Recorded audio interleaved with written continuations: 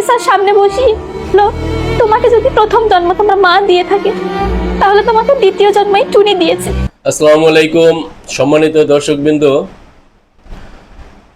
জীবন থেকে নেওয়া অনুষ্ঠানে আজ আপনাদের শোনাবো এক হৃদয় বিদারক, লোমহর্ষক, করুণ কাহিনী। আমি মোহাম্মদ আনিসুর রহমান খান পিকুল। সাভারে ঘটে যাওয়া মোহাম্মদ তারেক ও শাহিদিনা টুনির জীবন কাহিনী।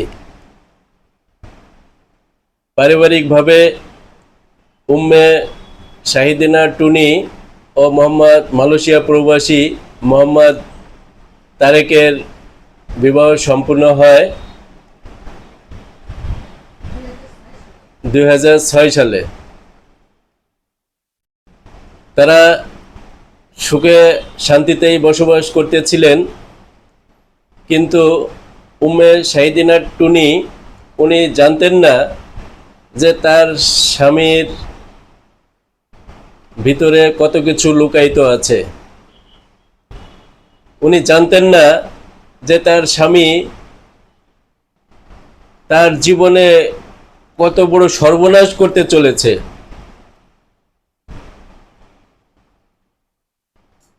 তো 2 বছরের ভিতরে তাদের কোল জুড়ে ফুটফুটে একটি ছেলে সন্তানের জন্ম হয়। তাদের জীবনে নতুন ভালোবাসার জন্ম দেয়।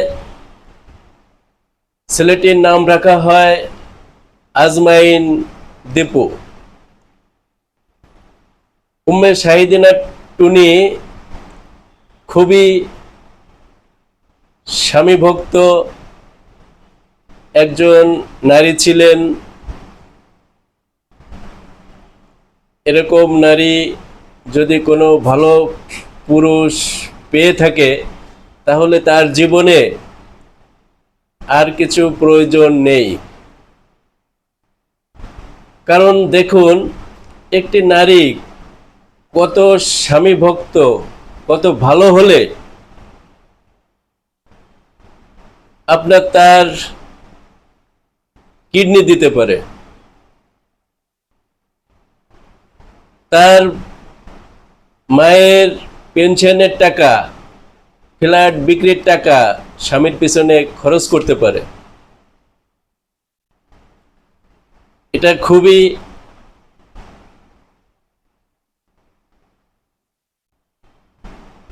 চিন্তার বিষয় এবং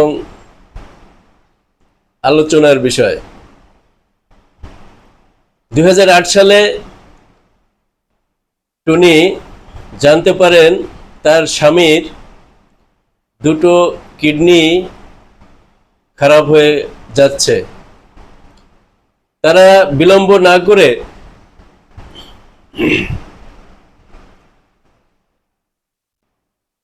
ভারতের বেঙ্গালুরুর আরএনসি হসপিটালে চলে যান। সেখানে পরীক্ষা নিরীক্ষার পরে ডাক্তার বলেন যে আপনার স্বামীর দুটি কিডনি নষ্ট। তো 2008 থেকে দীর্ঘ সময় 2018 পর্যন্ত দীর্ঘ সময় তারা ডায়ালাইসিসের মাধ্যমে এই চিকিৎসা করে গেছে। এর ভিতরে একটা পুরুষ মোহাম্মদ তারেক, উনি নারীদের জীবনে মীর জাফর হয়ে থাকবে সারা জীবন। উনি পুরুষদের কলঙ্কিত করে গেছেন, কলঙ্কিত করেছেন।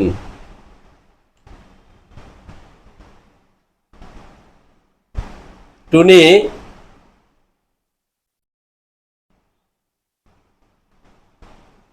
যখন ভারত থেকে বাংলাদেশে এসে তার ব্যয় ভার আর বহন করতে পারছেন না, কারণ তার স্বামী ছিল বেকার, কাজ করতে পারেন না। বিদেশ থেকে যে সামান্য কিছু টাকা এনেছিল, ওই টাকাও খরচ হয়ে গেছে।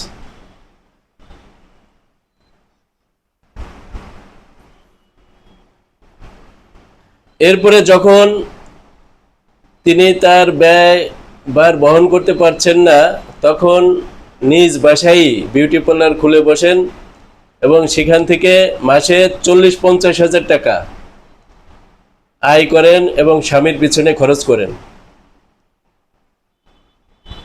সেইভাবেই তার চিকিৎসা চলতেছিল। যখন আর পারছে না, তখন তিনি সিদ্ধান্ত নিলেন যে এর স্থায়ী একটা সমাধান দরকার, আমার স্বামীকে বাঁচাতে হবে।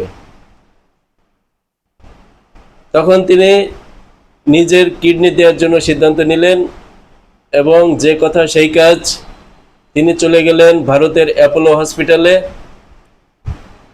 2019 সালে নিজ কিডনি দিয়ে স্বামীকে সুস্থ করলেন।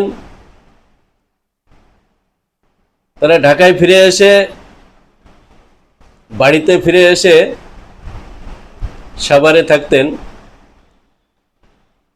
বাড়িতে ফিরে এসে জানতে পারলেন ধীরে ধীরে যে তার স্বামী অনলাইন জুয়াতে আসক্ত এবং একজন ডিভোর্সি নারীর সাথে সম্পর্কে জড়িয়ে পড়েছেন, যার ইনকাম নেই,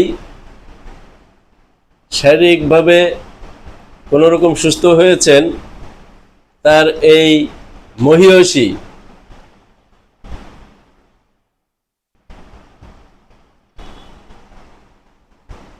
অপ্রতুল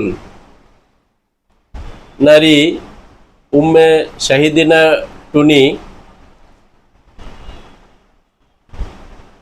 যাকে কিডনি দিয়ে বাঁচিয়ে তুলেছেন, তার বুকে ছুরি দিয়ে তিনি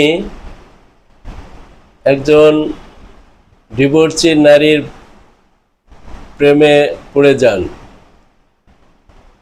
এটা আসলে কোনো সুস্থ মস্তিষ্কের, সুস্থ ব্রেনের কাজ নয়।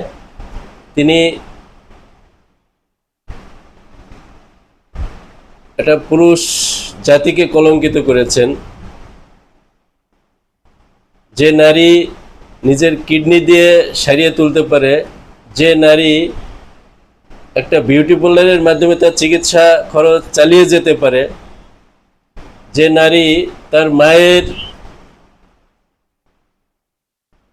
পেনশনের টাকা খরচ করে স্বামীকে চিকিৎসা করাতে পারে, এতগুলো অবদান রাখার পরেও